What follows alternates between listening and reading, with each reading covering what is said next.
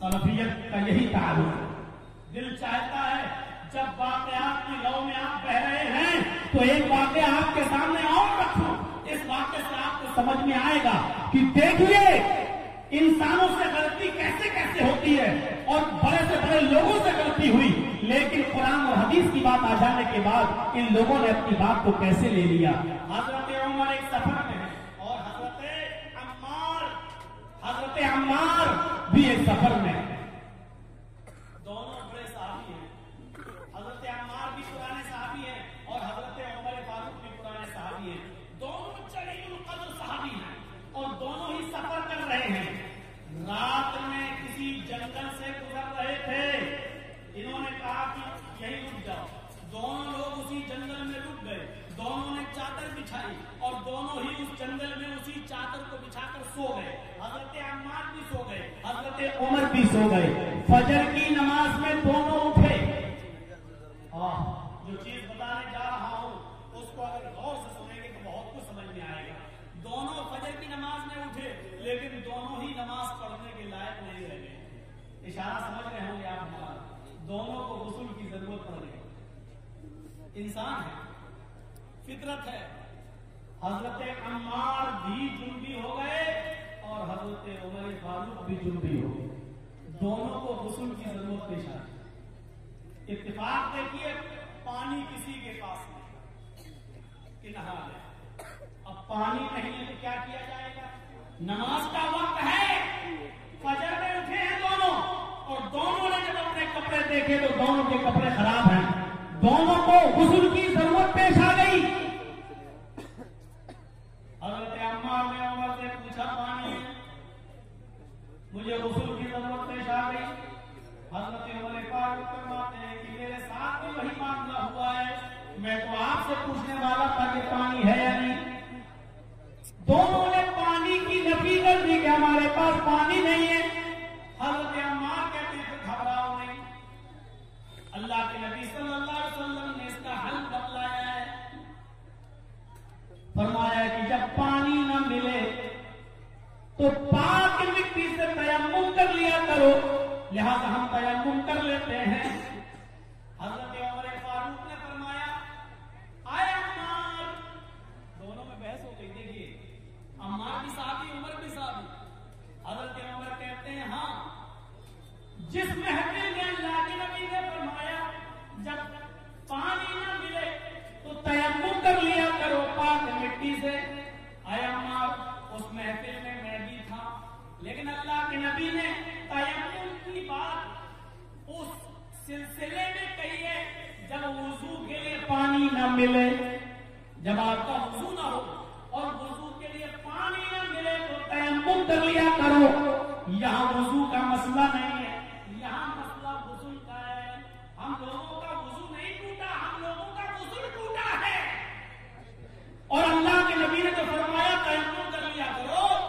جانتے ہو جہاں بات کر رہے ہو اللہ کے نبی صلی اللہ علیہ وسلم نے فرمایا تیمم, اس میں میں بھی تھا. آپ نے فرمایا اگر وضو کے لیے پانی نہ ملے تو پاک مٹی سے تیمم کر لو.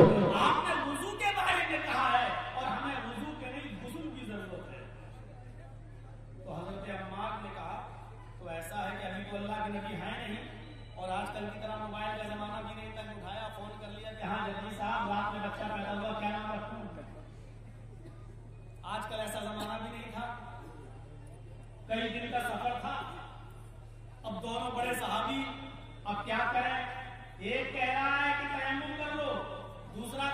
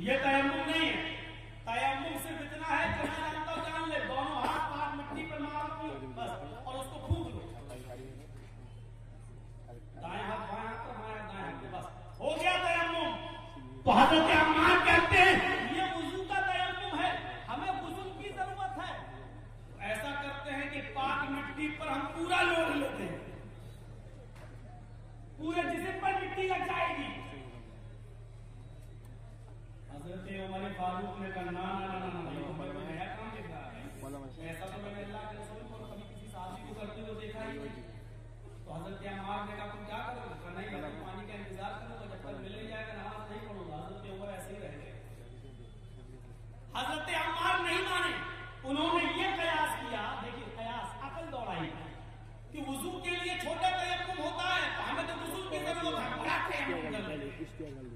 بخاری کی حدیث ہے، انہوں نے پردہ کیا، اپنے جسم کو کپڑوں سے الگ کیا اور پاک مٹی پر لوٹنے لگے۔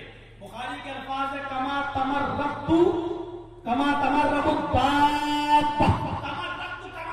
الدابہ، ایسا لوٹے مٹی پر، ایسا لوٹے ایسا کرتے ہوں جیسے وہ چار پیر والا جانور جو ہوتا ہے چوپایا، وہ زمین پر ایسے سے جو کرتا ہے اور ان سے اپنے آپ کو جھاڑتا ہے، تمرغت الدابہ، ایسا وہ اپنے آپ کو زمین پر لوٹائے کر کے پھر اٹھے، اللہ اکبر کہہ کر انہوں نے نماز پڑھی۔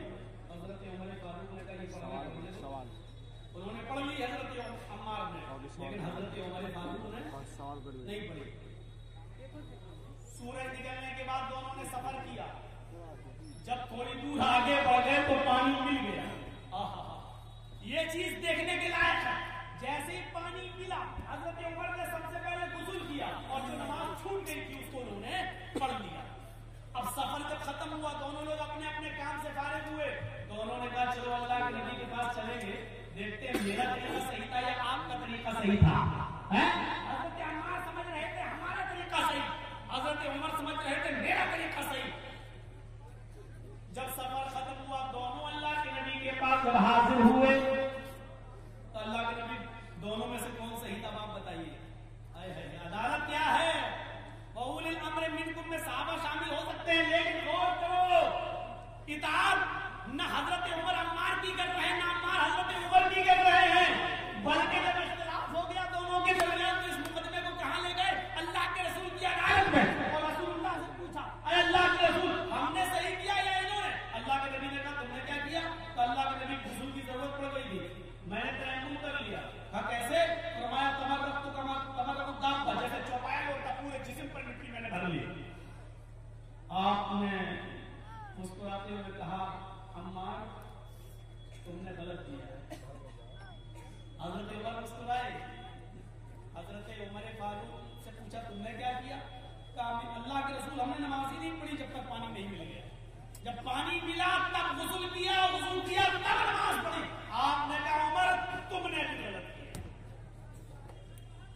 ایک نہیں دونوں صحابی غلطی کر رہے ہیں، اور لوگ کہتے ہیں کہ ہمارا پیر، ہمارا مولوی، ہمارا امام غلطی کرے گے۔ یا حال کیا ہے؟ سنو، اللہ کے نبی نے کہا عمار تم سے بھی غلطی ہوئی، اور آئے عمر تم نے نماز ترک کر کے چھوڑ کے پانی کا انتظار کرنے تک رک گئے، تم نے بھی غلطی کی۔ تو دونوں نے کہا اللہ کے رسول پھر صحیح کیا تھا؟ اب اللہ کے نبی نے صحیح بتایا کہ صحیح یہ تھا کہ وضو کا بھی اور غسل کا بھی دونوں کا تیمم ایک ہی ہے، چاہے وضو کے لیے پانی نہ ملے یا غسل کے لیے پانی نہ ملے، دونوں کا تیمم ایک ہی ہے۔ بس تمہارے لیے اتنا ہی کافی تھا کہ تم دونوں ہاتھ کو زمین پر مار کے پھونک لیتے، اپنے چہرے پر مل کر دائیں ہاتھ بائیں ہاتھ پر اور بائیں ہاتھ دائیں ہاتھ پر پھیر لیتے اور اسی سے نماز پڑھ لیتے، یہی کافی ہوتا، یہی غسل کو بھی کافی ہوتا، اور جب پانی مل جاتا تب تم غسل کر لیتے، نماز پڑھنا چھوڑتے۔ میرے بھائیوں غور کرو، منہج سلف یہ کہتا ہے، اہل حدیثیت یہ کہتی ہے، کتاب و سنت یہ کہتی ہے، قرآن و حدیث کی تعلیم یہ کہتی ہے کہ بہت بڑے صحابی تھے، حضرت عمر کی عزت ہمارے دل میں موجود ہے، حضرت عمار جن کی ماں حضرت سمیہ کو دردناک موت دی گئی تھی، وہ عمار جن کے بارے میں اللہ کے رسول نے کہا تھا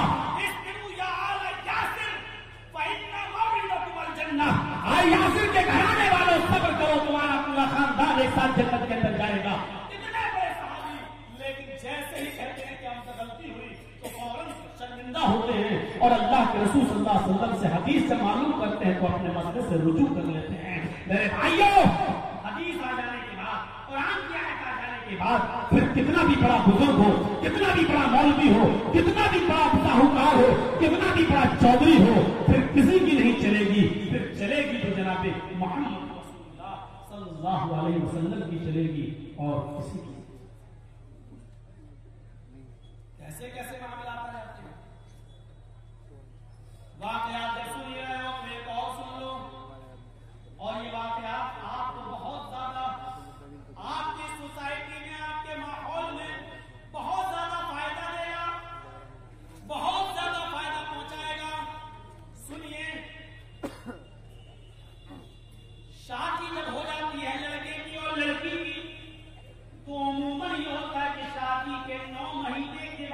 بچہ پیدا ہوتا ہے.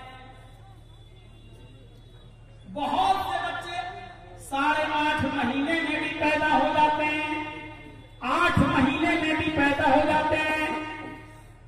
کبھی کبھی معاملہ جب پیٹ میں بگڑتا ہے تو آپریشن کے ذریعے اس بچے کو 9 مہینے سے پہلے بھی آپریشن کے ذریعے نکال لیا جاتا ہے. لیکن سوال یہ پیدا ہوتا ہے کہ بنا آپریشن کے, بنا پریشانی کے, شادی کے اگر 6 مہینے کے بعد اگر بچہ پیدا ہو جائے, کوئی عورت اگر شادی کے 6 مہینے کے بعد اگر بچہ پیدا کر دے تو اس بچے کو شرعی اصطلاح میں جائز مانا جائے گا یا ناجائز مانا جائے گا؟ اس بچے کو کیا مانا جائے گا اور اس بچے کی ماں کے ساتھ آپ کیا سلوک کریں گے؟ ایسا ہی ایک معاملہ جناب حضرت عثمان غنی رضی اللہ تعالیٰ عنہ کے زمانے میں پیش آ گیا تھا. اندازہ لگائیے, اللہ کے رسول کی پوری زندگی میں یہ معاملہ پیش نہیں آیا اور کسی بھی عورت نے 9 مہینے سے پہلے بچہ پیدا نہیں کیا تھا. اس لیے حدیث کے الفاظ سے کوئی پوری روایت ایسی ملتی نہیں ہے کہ 6 مہینے کے اندر بھی بچہ پیدا ہو جائے تو جائز. لیکن سوال یہ پیدا ہوتا ہے کہ ابو بکر کا زمانہ بھی گزر گیا, عمر فاروق کا زمانہ بھی گزر گیا, حضرت عثمان غنی کا زمانہ ہے اور حضرت عثمان غنی کے پاس ایک صحابی آتے ہیں, ایک شخص آتا ہے اور ان کے پاس بیٹھ جاتا ہے اور بیٹھ کر مسئلہ پوچھتا ہے, امیر المومنین میری شادی ہو گئی ہے اور شادی کو 6 مہینے ہو گئے ہیں. آپ نے اچھا کہا شادی کے 6 مہینے کے بعد میری بیوی نے بچہ پیدا کیا ہے. بچہ ہاتھ پیر ناک کان دل آنکھ پوری طریقے سے ہر چیز سے سلامت ہے اور زندہ بھی اور رو بھی رہا ہے. یعنی جیسے اور بچے پیدا ہوتے ہیں ویسے یہ بھی بچہ پیدا ہوا ہے. مسئلہ پوچھنے کی وجہ کیا ہے آپ سمجھ رہے ہوں گے, مسئلے کی نزاکت کو آپ سمجھ گئے ہوں گے. یعنی وہ یہ جاننا چاہ رہا تھا کہ عثمان غنی اے امیر المومنین, آج تک ایسا ریکارڈ نہیں ہوا ہے شادی کے 6 مہینے کے بعد کسی عورت نے بچہ پیدا کیا ہو, لیکن میری بیوی نے 6 مہینے کے بعد ہی بچہ پیدا کیا ہے. یعنی اس بچے کو میں اپنا بچہ مانوں یا اپنی بیوی کو غلط مانوں کہ شادی سے پہلے وہ اپنا منہ کالا کر چکی تھی؟ کیا مانوں؟ حضرت عثمان غنی رضی اللہ تعالیٰ عنہ جو فتویٰ دیتے ہیں سنیے. حضرت عثمان غنی جو فتویٰ دیتے ہیں وہ فتویٰ یہ تھا کہ تمہاری بیوی سے زنا ہوا ہے, تمہاری بیوی نے تمہیں دھوکہ دیا ہے, تمہاری بیوی تم سے شادی سے پہلے ہی کسی سے مل چکی ہے اور یہ اسی کی ناجائز اولاد ہے جو آج پیدا ہوئی ہے. فتویٰ یہ نہیں دیا, اس کے بعد ایک جملہ اور کہہ دیا کہ جمعے کے دن تمہاری بیوی کو میدان میں لایا جائے گا اور اس کو زمین میں سینے کے برابر گاڑ کر اس کو پتھروں سے مار مار کے ختم کر دیا جائے گا, اس کو پتھروں سے مار مار کے رجم کر دیا جائے گا. جاؤ تمہاری بیوی کا یہ بچہ جو پیدا ہوا ہے یہ ناجائز بچہ ہے, تمہاری بیوی زناکار ہے اور زناکار کے لیے پتھر ہے, رجم ہے, اس کو جمعے کے دن لایا جائے گا اور پتھروں سے مار کے ختم کر دیا جائے گا. وہ آدمی گیا, اس نے محلے میں چرچا شروع کر دیا, جمعے کے دن میری بیوی کو رجم کیا جائے گا, میری بیوی کو قتل کیا جائے گا, میری بیوی نے ناجائز بچہ پیدا کیا ہے, 6 مہینے میں بھلا کوئی بچہ پیدا ہوتا ہے. دھیرے دھیرے یہ خبر پھیلی اور یہ خبر حضرت علی رضی اللہ تعالیٰ عنہ کو بھی لگ گئی. حضرت علی نے سنا, بھاگتے ہوئے دوڑتے ہوئے حضرت عثمان غنی کے پاس آئے, حضرت عثمان کے پاس آئے اور فرمایا امیر المومنین کیا آپ نے یہ فتویٰ دیا ہے؟ ہاں. کیا 6 مہینے کے بعد بچہ پیدا ہوا ہے؟ ہاں. تو 6 مہینے کے بعد پیدا ہوا ہے تو اس بچے کو آپ نے ناجائز مان لیا ہے؟ ہاں. اس عورت کو کیا آپ نے رجم کرنے کا, پتھروں سے مار مار کے ختم کرنے کا آرڈر دے دیا ہے جمعے کے دن؟ فرمایا ہاں. حضرت علی نے اپنا سر پکڑ کے مارا, سر پہ ماتھا پیٹا, فرمایا امیر المومنین غضب کر رہے ہیں آپ, اگر اس عورت کو آپ کے حکم کے بعد قتل کر دیا گیا تو آپ قاتل ہو جائیں گے، ایک عورت کا خون کا ذمہ آپ کے اوپر لاگو چڑھ جائے گا۔ اس عورت نے کوئی ناجائز بچہ پیدا نہیں کیا،